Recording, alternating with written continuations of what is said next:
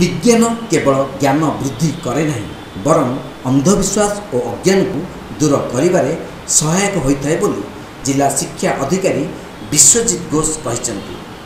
शिक्षा विभाग पक्षर विश्वपुर विद्यापीठ जोनाल स्तरीय विज्ञान ड्रामा प्रतियोगिता अनुष्ठित हो जाए। अध्यक्षता कर जिला शिक्षा अधिकारी श्री घोष मनोरंजन माध्यम विज्ञान प्रचार प्रसार करने सह समाज और साधारण जनता मध्य थिबा विभिन्न अंधविश्वास को दूर करने लक्ष्य सरकार ग्रहण करथिबा एही व्यवस्था अत्यंत फलप्रद हो पारिछि बोली कहिथिले।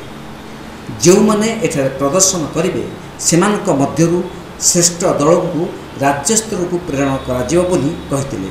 जिला सूचना और लोकसंपर्क अधिकारी संतोष कुमार सेठी विभिन्न उदाहरण माध्यम समाज में रही अंधविश्वास और कुसंस्कार संपर्क में आलोकपात करथिले। केतक घटना शिक्षा और सचेतनता अभाव समाज को प्रभावित करथाय। विज्ञान माध्यम नाटक समाज कुसंस्कार हटेबा दिगरे ए सफल प्रयास हो पारिबो बोली से कहिथिले।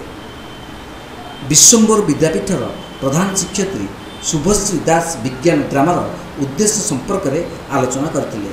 अन्यमानक मध्यरे भार्गवी उच्च विद्यालय प्रधान शिक्षयित्री शैलजा राज नंदिनी शतपथी, शिक्षा विभाग डीएसएस तापस कुमार प्रियदर्शन, नाट्य विचारक कालूचरण दास, कृष्णचंद्र साहू प्रमुख जोगदे कार्यक्रम परिचालन में सहयोग करथिले। जिला स्कूल शिक्षक विद्याधर मिश्र मंच परिचालन करथिले। एथिरे पुरी, खोर्धा, कटक, जाजपुर, जगतसिंहपुर और केन्द्रापड़ा शिक्षा जिलार छात्र छात्री माने अंशग्रहण करथिले।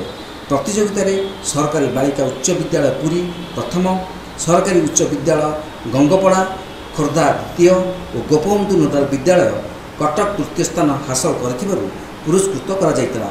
श्रेष्ठ कलाकार भावे गंगपड़ा सरकारी उच्च विद्यालय खोर्धार सागर बारी, श्रेष्ठ महिला कलाकार भावे पुरी सरकारी बालिका उच्च विद्यालय शर्मिष्ठा दास, श्रेष्ठ निर्देशक भावे पुरी सरकारी बालिका उच्च विद्यालय अलकानंद और श्रेष्ठ कहानी भावे जाजपुर जमदर ओडिशा आदर्श विद्यालय को पुरस्कृत करा जायतिला। ब्यूरो रिपोर्ट तीर्थक्षेत्र लाइव।